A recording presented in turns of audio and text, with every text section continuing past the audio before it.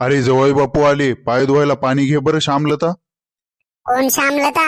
मी तर शांताबाई आहे. हा हा शांता, जवळ बापूला पाय धुवायला पाणी घे. राहू दे आई, तू तकलीफ नको करून घेऊ. दाजी नळावर जाऊन पाय धुतील. वैभ्या असं नको बोलू. का बरं आई? दाजी रुसतील का? चला चला मधी चला. वैभ्या जा बरं, दाजी जवळची बॅग घे. का बरं? दाजीला हात नाहीत का? का खायचं आणि नुसतं बोंबलत फिरायचंच काम जमते?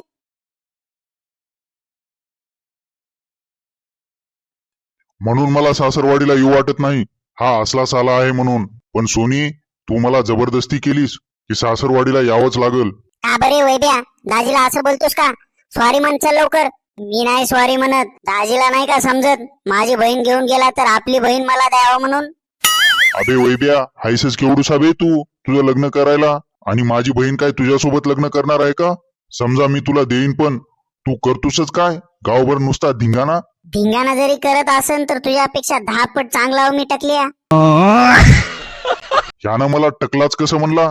पहा सासरे बुवा, हे बघा कसं बोलतोय तुमचं पोरग. अशीच रिस्पेक्ट देतात का जवळला? वैभ्या तुला बेलण्यानं मारे ना, नीट बोल नाही तर. जाऊ द्या जवाई बापू, याच मनावर नका घेऊ, लहान आहे अजून तो. चला चला मधी चला तुम्ही. नाही नाही, मी नाही मधी येत आता. मी मधी काय म्हणूनच येऊ आता? हाच आहे का माझा मान सन्मान? लोकांच्या घरी जवळला असाच भेटतो का मान सन्मान? माझ्या सासरवाडीमध्ये मला मानच नसेल तर मी येऊन तरी काय करू? चाललो मी आता घराकडं. जाना बे मग टकल्या, कोणाला सांगत बसलास? भाय सोने, तुझ्या भावाला सांगून ठेव, दाजीसे पंगा कर दूंगा नंगा. जाना बे, पैसे संपले की आमच्या घरला येतो आणि मला म्हणतो का दाजीसे पंगा कर दूंगा रंगा? माझ्या बापानं तुला मदत नाही केली तर तू तसाच नंगा फिरशील. भिक्कार चोट कुठला दाजी? त्यानं तर माझी पार इज्जतच काढली. आता मी तुमच्या घरी पायच ठेवणार नाही. पाय जर ठेवलास तर तुझ्या पायावर कुराड मारून तुझ्या टकल्यावर ठेवीन. आता नाही येत सासरी बुवा तुमच्या घरी. अहो जावाई जावाई. नाही नाही, मी येऊच कशाला? आता यायलाच काय राहिलं तुमच्या घरी? पार हाय नाही ती इज्जत काढून टाकली वैब्यानं माझी. चला ना, लहान पोरगा आहे ना अजून तो. जवळ बापू, मी माफी मागते याच्याकडून तुमची. ऐका ऐका जवाई बापू, असं नका करू. वैभ्या जाना बे तू बाहेर खेळायला. मैं वापस आऊंगा दाजी, देख लेना. चला जवाई बापू मधी चला. मग जवाई बापू काय म्हणता, धान्य वगैरे चांगलं पिकलं का शेतात? कापूस आणि सोयाबीन पिकते सासरे बुवा आपल्या शेतात. बर बर, मग बाकी सगळं ठीक? काय लपून ठेवायचं सासरे बुवा आता तुमच्यापासून? तुमच्या पोरीसाठी आता घर बांधावं म्हणलो. मग अडचण आली कुठं? तुम्हाला काय सांगू सासरे बुवा, 1,00,000-2,00,000 रुपये होते. सिमेंट वाळू गिट्टी याच्यातच संपले. थोडेसे 5-1 लाख रुपये देसाल तर बरं होईल. हा पहा हा भिकारी, मला वाटलंच होतं पैसे मागायला आला असेल म्हणून.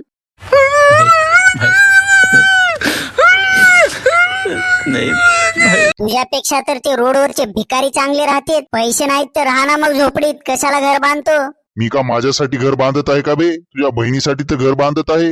मी तर दिवसभर जॉबवर जाईन ना बे. दिवसभर घरी तर तुझी बहीण राहील. तर भिकार चोट दाजी, माझ्या बहिणीला माझ्या घरी आणून सोडा. माझा बाप पोचते तिला. ए वैभ्या जास्त नको बोलू. अहो पप्पा, तुम्ही शांत बसा. हा माणूस मला पहिल्यापासूनच आवडत नव्हता.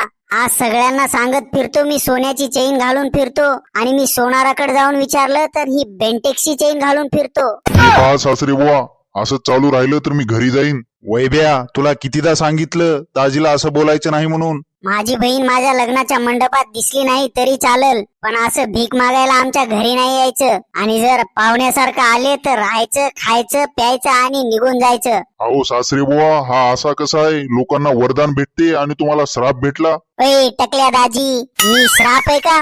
मी वरदान आहे, वरदान. आता तू युट्यूब उघडून बघ, सगळीकडे वैभ्याची चर्चा आहे. पुष्पाराज सारखा फेमस आहे मी. असेल थोडीशी लाज शरम तर जा आता तुझ्या घरी. माझी बहीण राहील बनून इकडे पप्पाची परी.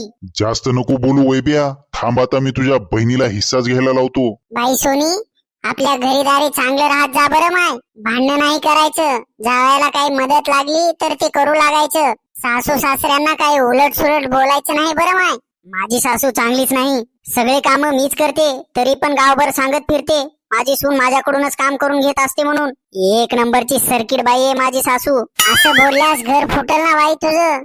आणि तुझा नवरा तुझ्या सासूला काहीच नाही का बोलत? तो का टकला साला इकडे येऊनच रुबाब दाखवतो. एकदम गरीब गाई सारखं. मायनं उठ म्हणलं तर उठायचं आणि बस म्हणलं तर बसायचं. माय माय, हा कसला असला नवरा आहे मग? माझा नवरा मुत्ताड पिऊन येतो तरी पण सासू त्याला काहीच नाही बोलत. जाऊ दे सोनी, आपण सांभाळून घ्यायचं. आणि माझ्या नवऱ्याची बहीण दर महिन्याला येते, कधी गहूच नेते कधी ज्वारीच नेते. मागच्या महिन्यात आली, डब्बाभर मोहऱ्याच घेऊन गेली आणि एका डब्यात थोडीशी मुगाची डाळ होती, ते पण रिचून घेऊन गेली. लाज पण कशी वाटत नसेल बरं तिला. माय, तुझा नवरा काहीच नाही का बोलत मग तिला? कोण? हा भाड्याचा बैल. हा, म्हणूनच मी तुला सांगितलं होतं ह्या टकल्यासोबत लग्न करू नको म्हणून. पण ऐकतेस कुठं माझं? 9 वर्षाचं प्रेम होतं म्हण माझं, याला कसं सोडणार म्हण. आई, काय काय बोलतोय हा माझ्या नवऱ्याला? कसाही असला तर माझा नवरा आहे तो. हा, मग इकडे येऊन कशाला नवऱ्याची घराने सांगत आहेस? आई, थोडी चणाची डाळ असेल तर दे बरं मला, आणि तुरीची पण असली तर दे. जावाई तर जावाई भिकारी, आणि वरून माझी बहीण पण भिकारी. काय काय घरून मागशील? त्या दाजीला लाव ना कामाला. घरी बसून खातेस तर इकडेच येऊन राहा म्हणा, घर जावाई बनून. हे बघ आई, काय काय बोलते आम्हाला. ए वैद्या, असं नाही बोलाव माय. जाऊ दे, तू याच्या बोलण्याकडे लक्ष नको देऊ. तू जा रे वैद्या आता इथून, नाही तर तुझ्या कानपाटातच देईन. हा, चाललो मी. खरं बोललो की रागच येते माझा.